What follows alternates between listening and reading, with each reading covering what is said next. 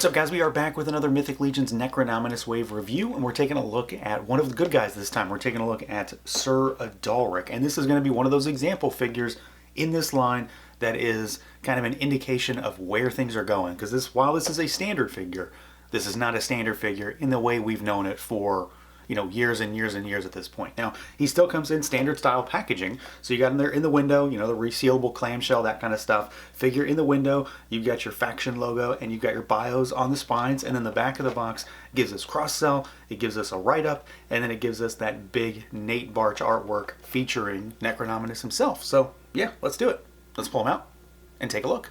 And here we go, out of the package, our Mythic Legion's Sir Adalric, one of our good guys, one of our knights in this wave. And he is also kind of the weird one because he doesn't have soft goods on his chest, and he has this crazy, crazy color scheme, but crazy in a good way. I really like it. It's going to make him stand out. And he is, of course, because, he's one of these knights in this wave, he's using the same kind of body that the Valiant Knights use. So if you're familiar with those, you kind of know what to expect in many ways, which is to say, there's a lot of good stuff going on with this guy, and he is, without a doubt, being the first knight that I'm messing with in this line, or in this wave rather, he is so much of an example of how this line is different from the beginning, and how much a knight in this wave is going to almost look like it doesn't belong with the knights from the first Kickstarter. It's such a difference in terms of what they're putting out. When you get these figures next to the old figures, I'm not going to say they make them look inferior in any way, but they look very, very different, and it shows just how far this line has come. So let's see what he can do, see how he moves around. There's not really any surprises here at this point. We know how this kind of body moves, but he can look up, he can look down, really good. You've got your tilt side to side, you've got rotation. Now this is the Valiant Knight style articulation, which means he has that new neck with the hinge, which is always great. Arms go out at the shoulder. They, of course, rotate. We have and this is, of course, one of the biggest areas of, it's just excitement for articulation. Look at the range on that single jointed elbow, but way, way beyond 90. You've got your swivel, gauntlet swivel, of course. You've got swivel and hinge, lateral hinges on him in the box for the wrist. Now, the torso, he's going to go back pretty far. You might get a little bit of gappage. Forward, though. Forward is so good. I mean, it's not like a full crunch or anything like that, but it's so great compared to what the line used to do. And you've got some tilt side to side, you've got rotation. You do have a whole bunch of stuff going on down here. Of course, you've got the belt piece and you've got the soft goods that they don't get in the way, but they kind of bunch up down there at times. Legs are going to go out really, really far. They kick forward all the way. They're going to go backwards a little bit. Of course, you've got your thigh cut. We've got our new knees that go slightly more than 90. Like they're not as good of range increase as the elbows, but it's still really good.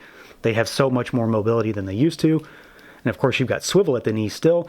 You've got swivel at the top of the ankle where the peg goes up in. We've got a little bit of rocker down here, and then you've got your hinges also. So very much, the new norm. I don't want to say like a standard figure, this is what we expect, but this is it now, right? This is where we're going. This is the level of articulation and range that you should expect from the overwhelming majority of figures, I believe, 1.0 figures that is, going forward. He has an increase in pretty much every area compared to those early knights, and just with that change alone, it's a huge quality of life improvement to be able to pose them, play around with them, but also just to see exactly where this line has come and how much they're able to push things and still keep, kind of the keystone thing about being able to pop and swap these figures apart. Now, all that said, I do think he is just as impressive visually, maybe more so, because we kind of knew what he was going to be like when it came to articulation. If you've messed with the Valiant Knight, it's the same kind of thing. What is so different about this figure, though, is ultimately just what's so different about him.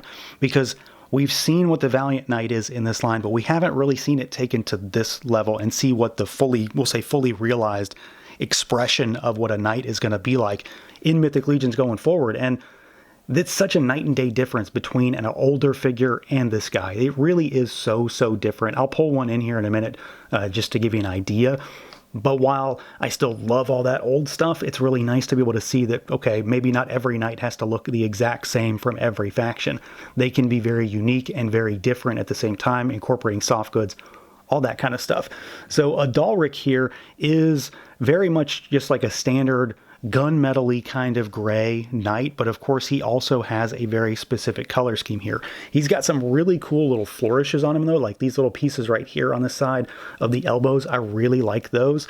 I really do love his color scheme. It's just very gaudy and very different. It looks like somebody who's kind of flaunting a bit, and that's the idea of what this guy's about, because he's, so super rich and stuff like that. He does have the skirt piece down here, which is fully wired, of course. So you've got the white and you've got the sort of turquoisey color.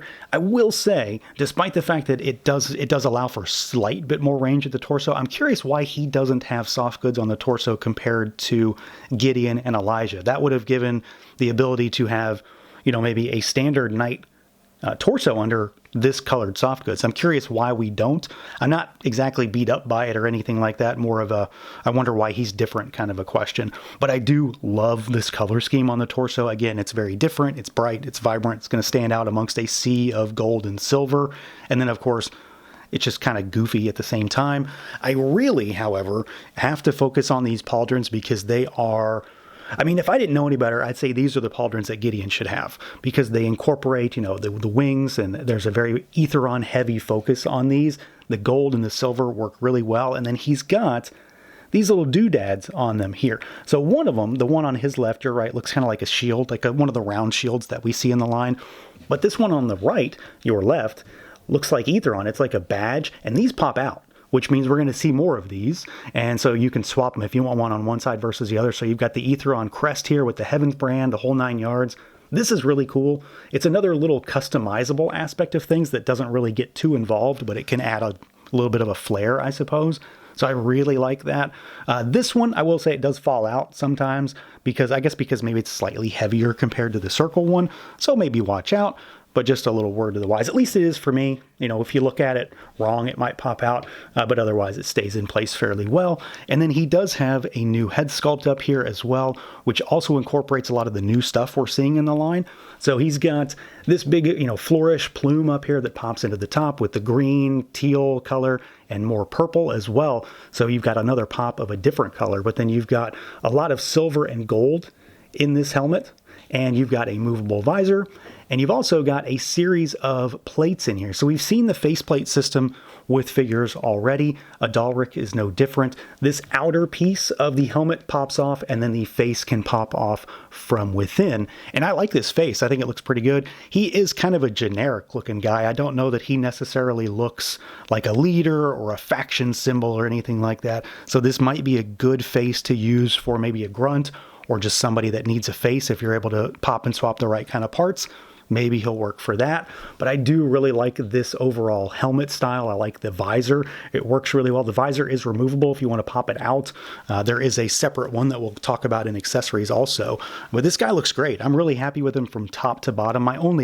It's not a question or concern really. It's just more of a curiosity of why he doesn't have soft goods versus the others. But I think he looks all right. And again, not having soft goods there does add a tiny bit of range comparatively, but otherwise, he's just gnarly looking. I think he looks fantastic, and again, maybe some of the coolest pauldrons we've seen in quite a while.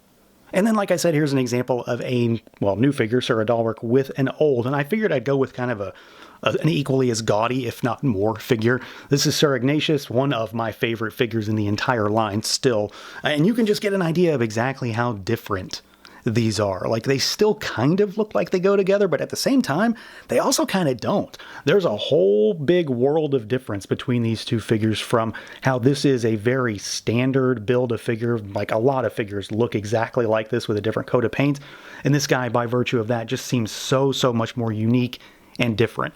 Doesn't change my love for this guy by any means, but this is a really amazing comparison of where we began versus where we are.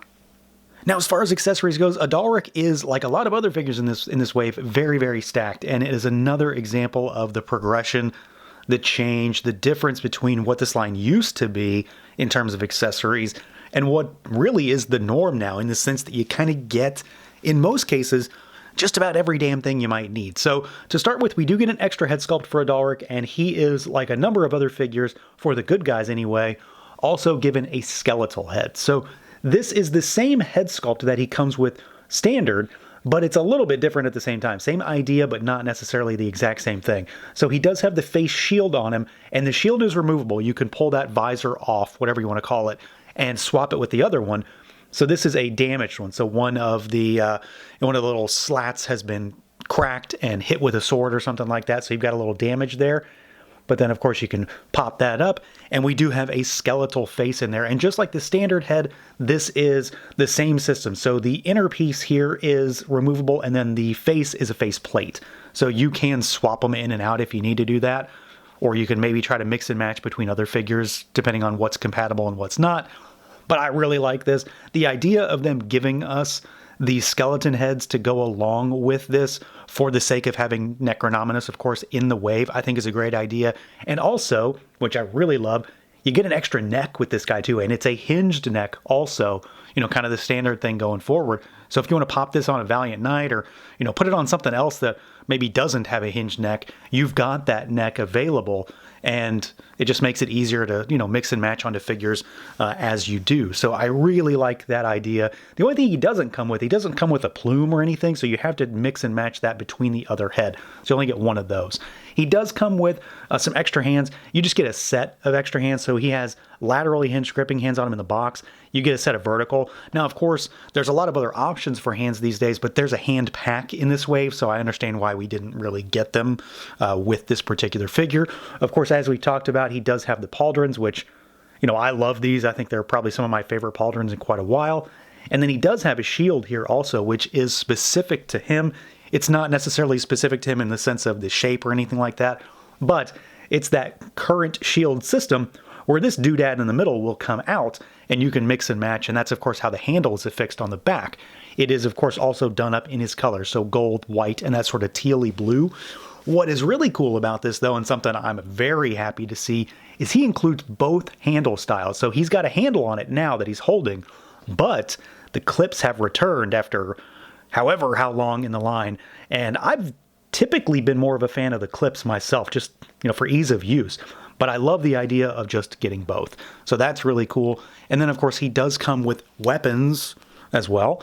So we've got the little dagger here, and it's in a sheath. So you've got this little sheath and a tiny little dagger. It has nothing on it to actually affix it to the figure. It'll go in one of the loops on the belt that he's already wearing, so you can put that in there. And then he's also got this big monster spear, and this is new. So it's got this little tip, and this is removable. You can pop this off, but it's just got some gold and some sort of gunmetal-y color there. But it's really, really big, of course. Very, very typical for a knight. Of course, spears are one of the big callbacks to the original wave of figures, where every figure basically came with a spear. So you've kind of got that going, but it's a different tip. But my favorite accessory for Sir Adalric here is this like Warhammer type of weapon. It's not super big, but it's really cool looking. And it looks like it would do some damage if you smashed a skeleton upside the head with it or something like that. So this is really neat. And of course, something a little bit new for the line.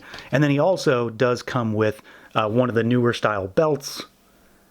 And you see got like painted buckles and things like that. And there is a little spot on the back to sheath something in there if you want to use that. I tend to not use these a lot. It just depends on the figure, really.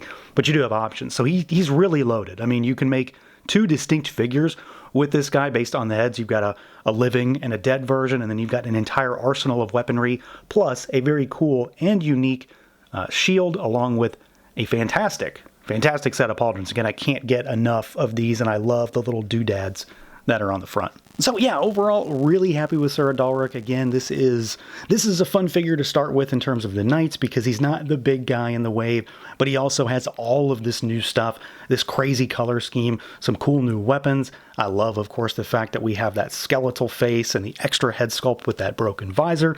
But this figure is, again, a great example of just everything about where this line is going. All of that new articulation, all of these new designs, all of this new sculpture, all of these new accessories, and a very different aesthetic compared to, as we saw, a very different aesthetic compared to a lot of the stuff we got in that first wave. So that's going to do it for this look at the Mythic Legion's Necronominus wave, Sir Adalric. Let me know what you guys think. Feel free to like, comment, subscribe, and share, and until next time.